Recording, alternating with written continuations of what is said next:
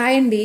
ఈరోజైతే ఒక money saving టిప్తో మీ ముందుకు వచ్చేసాను. మనకు మంత్కి ఒక 2000 రూపీస్ని అయితే అసలు ఎటువంటి కష్టము లేకుండా ఈజీగా ఎలా సేవ్ చేసుకోవాలో ఈ వీడియోలో చూసేద్దాం. దీంట్లో అయితే మనకు ఒక మంత్కి 30 డేస్ ఉంటాయి కదా. ఎవ్రీ మంత్ 30 డేస్లో మనము డే 1 నుంచి మరీ ఎక్కువగా పొదుపు చేయాలంటే కొద్దిమందికి అవుతుంది, కొద్దిమందికి అవ్వదన్నమాట.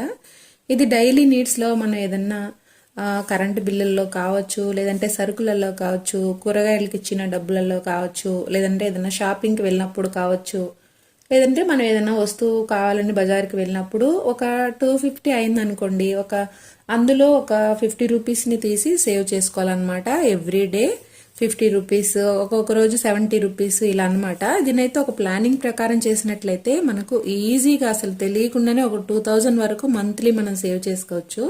అది ఎలాగో ఇప్పుడు చూసేద్దాం. ఫస్ట్ 5 డేస్ అయితే 50 రూపీస్ సేవ్ చేసుకోవాలన్నమాట. నెక్స్ట్ 5 డేస్ 70 రూపీస్, మళ్ళీ ఒక 5 డేస్ 50 రూపీస్, ఇలా 15 డేస్కి 800 రూపీస్ అయితే ఈజీగా సేవ్ అయిపోతుంది. నెక్స్ట్ 15 డేస్లో మనం ఫస్ట్ 5 డేస్ అయితే 100 రూపీస్ వరకు ఒక్కొక్క రోజుకి 100 రూపీస్ సేవ్ చేయాలి. తర్వాత మళ్ళీ ఒక 5 డేస్ పాటు 50 సేవ్ చేసుకోవాలన్నమాట. ఇంకా లాస్ట్లో ఒక 4 డేస్ పాటు 100, లాస్ట్ 30 వచ్చే నాటికి ఒక 50 రూపీస్ ఇలా సేవ్ చేసినట్లయితే మనకు ఫస్ట్ 15 డేస్కి 800 అయింది కదా. నెక్స్ట్ 15 డేస్కి 1200 అవుతుంది. ఈ 1200, 800 మనం అడిషన్ చేసుకుంటే ఇక్కడ మనకు 2000 వచ్చేస్తుంది అనమాట. ఈ విధంగా మనకు ఒక మంత్కి 2000 రూపీస్ అయితే మనం సేవ్ చేసుకోవచ్చు చాలా ఈజీగా. అప్పుడు ఫర్ ఇయర్కి 2000 ఇంటూ 12 మంత్స్ ఉంటాయి కదా. ఇలా మనం 2000 చొప్పున క్యాలిక్యులేట్ చేసుకున్నట్లయితే 24,000 అయితే మనకు ఒక సంవత్సరంలో సేవ్ అవుతుందండి. మళ్ళీ నెక్స్ట్ ఇయర్ మళ్ళీ సేమ్ ప్రొసీజర్ని మనం స్టార్ట్ చేసుకోవచ్చు. మీకు ఎవరికైనా ఇది నచ్చినట్లయితే ఈ ఫిబ్రవరి నుంచి స్టార్ట్ చేయండి, ఖచ్చితంగా ట్రై చేసి చూడండి. నెక్స్ట్ మళ్ళీ మనకు వచ్చిన ఈ 24,000ని ఎవరికైనా మనకు నమ్మకంగా ఉండే వాళ్ళకి ఒక 2 రూపీస్కో అలా ఇంట్రెస్ట్కి ఇవ్వడము, లేదంటే పీపీఎఫ్ అకౌంట్లో వేసుకోవడం ఇయర్లీ వన్స్, లేదంటే ఏదైనా ఎఫ్డి కట్టుకోవడం, చిన్న చిన్న చిట్టీలు కట్టుకోవడం, మంత్లీ 2000 యాడ్ చేసుకొని గోల్డ్ స్కీమ్ కట్టుకోవచ్చు. ఈ 2000తో మనకి ఏదన్నా ఒక పెద్ద వస్తువు అంటే ఇంట్లో ఏదైనా అంటే డబుల్ కాట్, ట్రిపుల్ కాట్ మంచాలు కావచ్చు, ఏసీ కావచ్చు, ఇట్లా బీరువా ఇలా అన్ని కొనుక్కోవాలనుకుంటుంటారు కదా. బిలో యావరేజ్ వాళ్ళకేనంటే నేను చెప్పేది, బాగా డబ్బు ఉండే వాళ్ళకి చెప్పట్లేదు, కొంచెం మిడిల్ క్లాస్ వాళ్ళకి చెప్తున్నాను. ఏదైనా వస్తువు కొనుక్కోవాలని మనకు కలన్నప్పుడు ఇలా అమౌంట్ని అయితే మనం తెలియకుండానే సేవ్ చేసుకోవచ్చు. అసలు ఏమీ సేవ్ చేయకపోతే అసలు ఎప్పటికీ డబ్బు సేవ్ చేయలేమండి. ఒక్కసారి సేవ్ చేయడం స్టార్ట్ చేసామంటే ఇది ఆగదనమాట. ఇంకా మనకు ఇది అలవాటు అయిపోతుంది. మనం మరీ ఎక్కువగా 100,000, 1000 సేవ్ చేయాల్సిన అవసరం లేదు. ఒక 50 రూపీస్ మన దగ్గర ఉన్నప్పుడు ఒక 100, 50 ఉంటే 50. ఇప్పుడు ఫర్ ఎగ్జాంపుల్ ఇలా ఒక పేపర్లో రాసుకున్నాం అనుకోండి, ఈ రోజు మన దగ్గర 50 ఉంది, 50 యాడ్ చేసుకోవాలి, ఒక బాక్స్లో వేసి పెట్టుకోవాలన్నమాట. నెక్స్ట్ డే మన దగ్గర ఒక 70 ఉంది, ఆ 70ని టిక్ చేసుకుని 70 వేసుకోవాలి. తర్వాత ఒక రోజు మన దగ్గర 100 ఉంది అనుకోండి, 100 వేసుకుని 100ని యాడ్ చేసుకోవాలి. లేదు 200 ఉంది అనుకోండి, 2 200ని టిక్ ఇచ్చుకొని 200 ఒక బాక్స్లో వేసి పెట్టుకోవాలన్నమాట.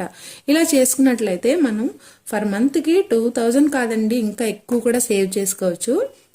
ఇది ఎలా వస్తుంది, ఇప్పుడు డైలీ ఏదన్నా వర్క్ చేసే వాళ్ళకి రావచ్చు, లేదంటే ఏదైనా జాబ్ చేసే వాళ్ళకి అమౌంట్ అయితే వస్తుంది. ఇంట్లో హౌస్ వైఫ్స్కి డబ్బులు ఎలా వస్తాయి అని అనుకుంటారు. కొద్దిమందికి వాళ్ళ చేతుల ద్వారా ఏది జరగదు అనమాట ఇంట్లో.